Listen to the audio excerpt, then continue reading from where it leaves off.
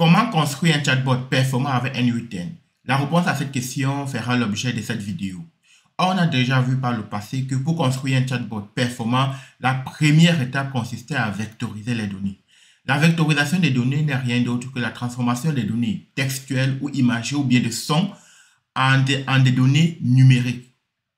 Et pour cela, on avait construit un workflow que tu peux apercevoir à ton écran. C'est-à-dire qu'on a mis les données initiaux ou alors initiales autant pour moi dans Google Drive qu'on a download avec notre module Google Drive que tu peux apercevoir là. Et puis par la suite, on a utilisé Pinecone Vector pour vectoriser les données. Donc on a transformé ces données en données numériques. Et ce résultat a donné ceci. Donc quand on part dans Pinecone, on part dans la base de données, on observe les différentes données qui sont présentes ici. Donc, on peut donc observer les métriques, observer en réalité le namespace qu'on avait donné ici que tu peux observer N8N Vector Tuto Test. Donc, une fois que ce résultat avait été obtenu, la question qui se posait, c'est de savoir comment utiliser donc ces données, et l'utilisation de ces données se fait dans un chatbot qu'on va construire tout de suite. Avant de continuer, j'aimerais te dire que dans cette chaîne, on aborde l'IA, l'intelligence artificielle, la création des agents IA et puis l'automatisation des processus. Si ces sujets t'intéressent, je t'invite à t'abonner à cette chaîne tout de suite si ce n'est pas encore fait et d'activer la cloche de notification. Surtout de partager et liker, partager pour que les autres puissent également en profiter. Ça me ferait également grand plaisir.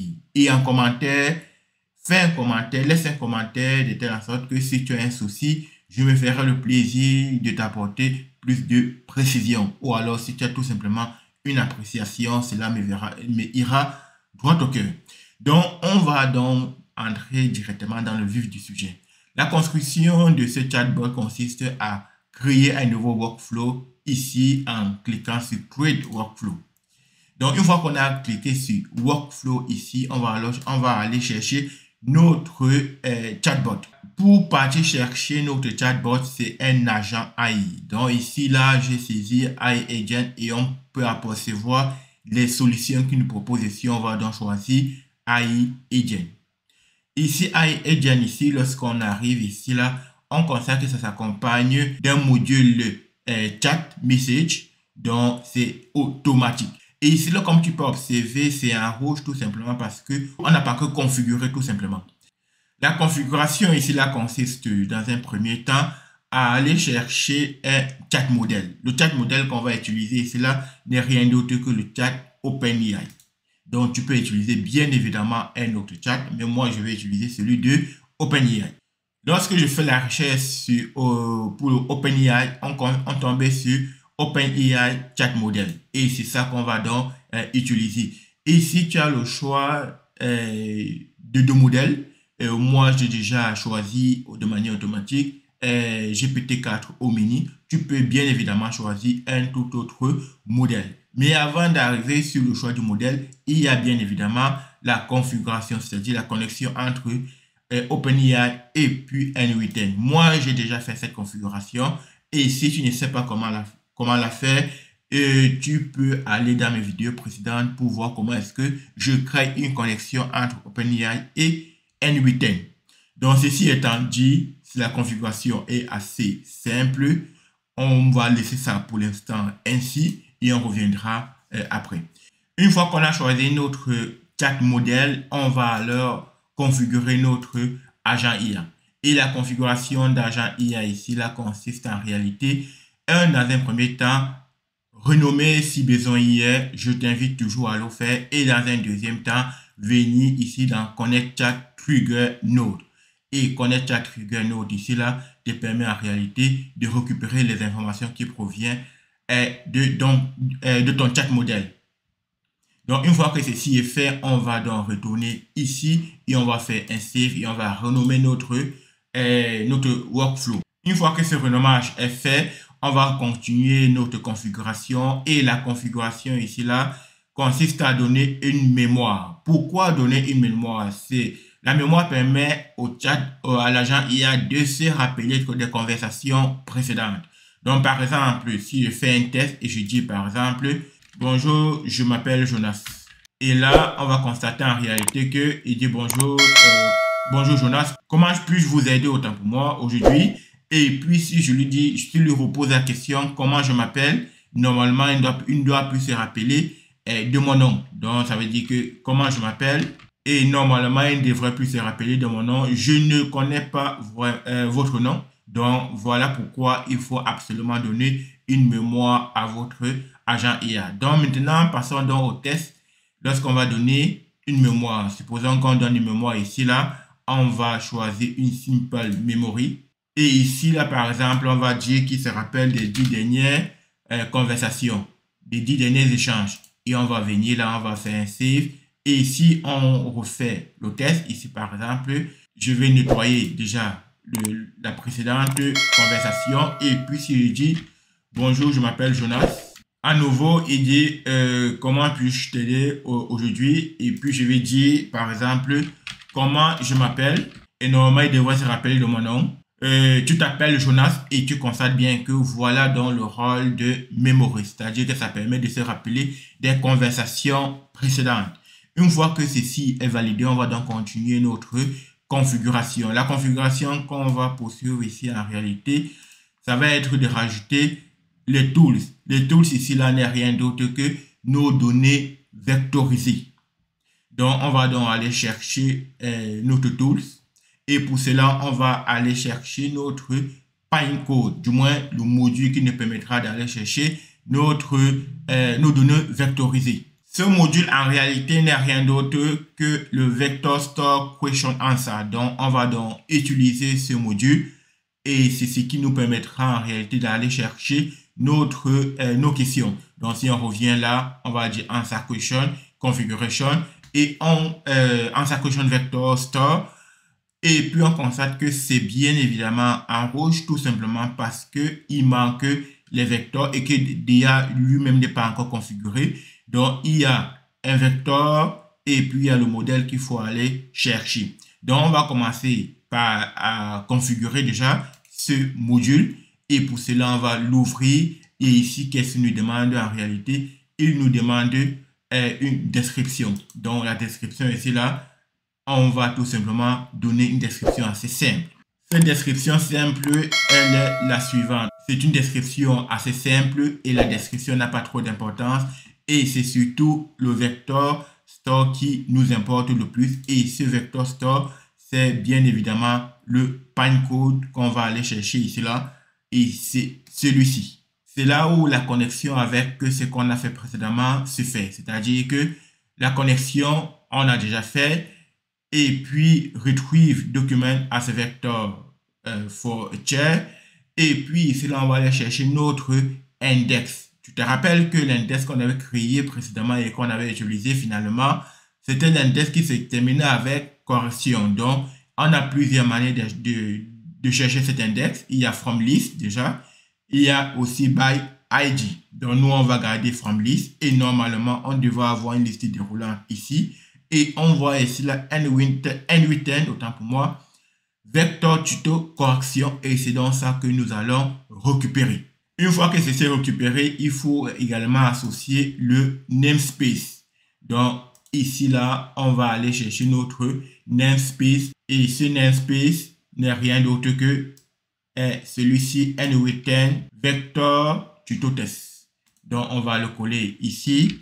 Et la configuration ici est quasiment terminée. Et puis, on va continuer cette configuration en allant chercher, bien évidemment, notre Embedded OpenAI. OpenAI, il est ici. Et ce Embedded, il y a également déjà la connexion qui est faite. On va retrouver, en fait, le Embedded Tree Small qu'on avait fait, qu'on avait choisi initialement. On va le maintenir tout simplement. Et c'est avec ça qu'on va travailler. Une fois que ceci est fait, on va donc retourner dans notre chat et puis on va rajouter également notre modèle. Et puis le modèle ici qu'on va utiliser, ce n'est rien d'autre que un modèle OpenAI. Donc on va continuer avec OpenAI et on va choisir chat modèle.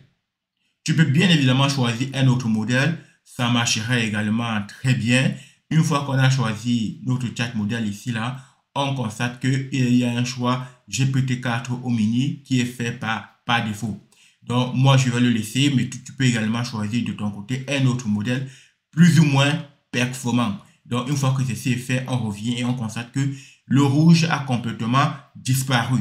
Donc, on va donc faire un petit save. Et la dernière chose à faire ici, là, en réalité, c'est de donner en réalité notre prompt dans notre chatbot, dans notre agent IA. Donc, pour donner un prompt ici, on va choisir System Message et on va tout simplement mettre le prompt et on va choisir expression et on va l'ouvrir en grand, ici là. Donc, notre prompt, il est ici, je l'ai déjà préparé. Voici le prompt que j'ai préparé ici, où en réalité, je lui dis, tu es un assistant spécialisé dans l'analyse des rapports. NoCode, ton objectif principal est de répondre aux questions de manière spécifique et fiable. L'objectif ici, en réalité, c'est qu'il réponde uniquement avec les données qui proviennent de nos documents. Voilà, une fois que ceci est fait, si tu veux lire tout le prompt, je te laisse mettre pause et lire le prompt. Donc, moi, ici, là, c'est terminé. On va donc revenir dans notre workflow. On va l'organiser ici. On constate que tout est normalement OK. Et ce qui nous confirmera que tout est OK, c'est lorsqu'on fera notre test. Donc, si on fait un petit save ici, là, et on peut désormais faire notre chat. Si on fait le chat ici, là, on va nettoyer le chat précédent.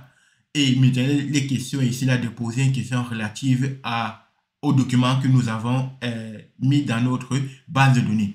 Et les documents que nous avons mis dans notre base de données, les voici.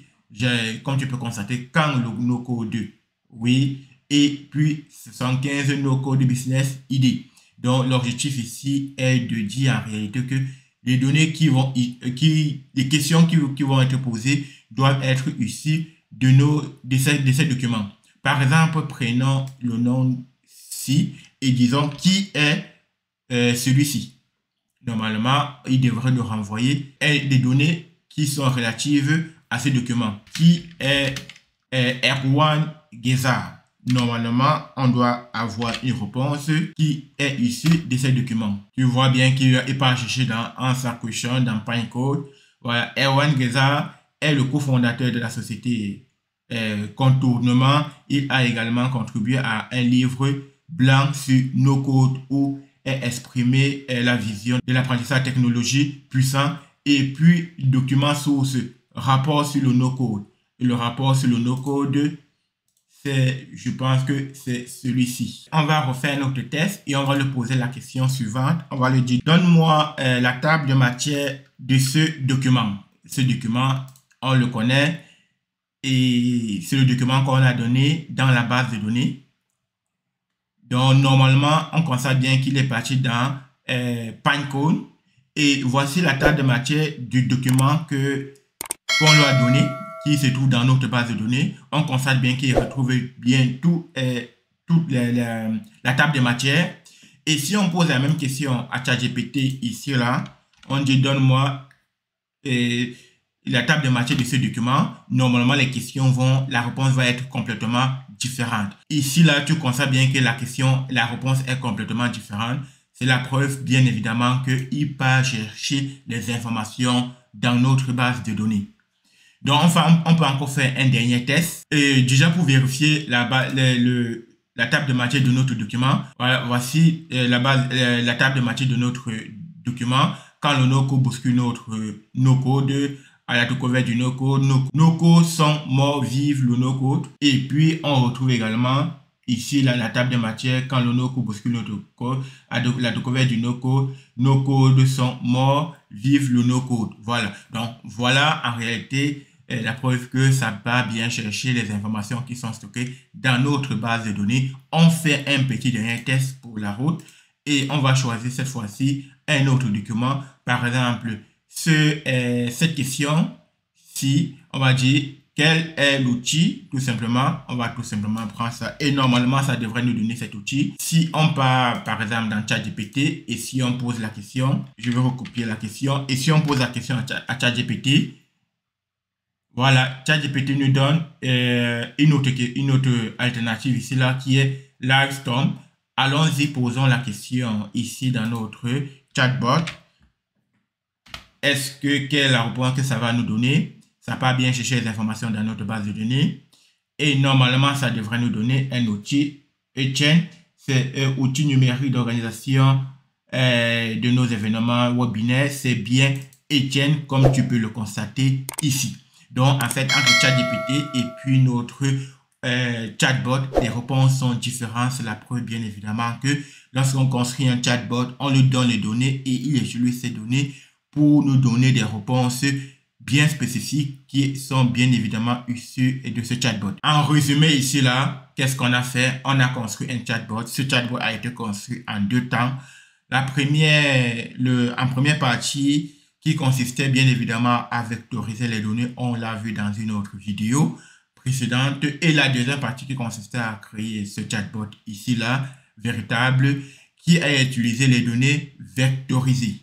Donc, voici encore, je te remontre la vectorisation des données qui a servi pour la première partie. Et voici le chatbot qui a servi, le workflow en réalité qui a servi pour le chatbot. Et dans ce workflow, qu'est-ce qu'on met? On a agent IA, on a vu sa configuration. Et puis, quand on a agent IA, on va aller chercher un chat modèle, bien évidemment, à qui on va donner un modèle. Et puis, il faut bien évidemment chercher la base de données. Ou alors non, la mémoire. À quoi sert la mémoire? La mémoire sert tout simplement à se souvenir des conversations précédentes. Et puis, ou alors des données précédentes tout simplement. Et puis, on a également le tool. Le tool, c'est également ici, là, tu rajoutes le tool. Ici, on a rajouté notre Pinecone de manière générale, alors qui apporte les données. On peut également rajouter un autre tool. Ce tool, en réalité, ça peut être une calculatrice, ça peut être un Google Search. Mais voilà comment un chatbot se construit. Je te promets que dans l'avenir, on va construire les chatbots un peu plus complexes. L'objectif dans cette chaîne est de monter bien évidemment en compétences et en complexité. Donc, j'espère que tu as appris quelque chose dans cette vidéo. Si tel est le cas, j'en suis immensément ravi. Une fois de plus encore, je te dis, dans cette chaîne, on aborde l'IA, l'intelligence artificielle, l'automatisation des processus et puis la création des agents IA. Si ce sujet t'intéresse, je t'invite à t'abonner à cette chaîne et à activer la cloche de notification. Je te remercie et je te rappelle qu'on a fait le test ici. Là, on a bien vu que les réponses entre OpenIA et puis notre chatbot, elles sont complètement différentes. Ceci est dû aux données qu'on a données à notre base de données propre à nous. Merci et je te donne rendez-vous pour dans une très prochaine vidéo. Prends soin de toi, c'est important. C'était Jonas. Merci.